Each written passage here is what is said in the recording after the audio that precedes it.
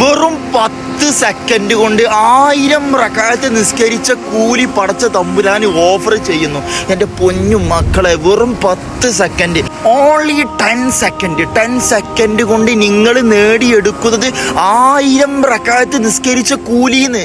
കേൾക്കുമ്പോൾ വിശ്വസിക്കാൻ കുറച്ച് പ്രയാസമായിരിക്കും, പക്ഷേ വിശ്വസിച്ചേ മതിയാകൂ. ജീവിതത്തിൽ തമാശക്ക് പോലും കളവ് പറയാത്ത പ്രവാചകൻ സ്വല്ലല്ലാഹു അലൈഹി വസല്ലം തങ്ങൾ പഠിപ്പിക്കുകയാണ്.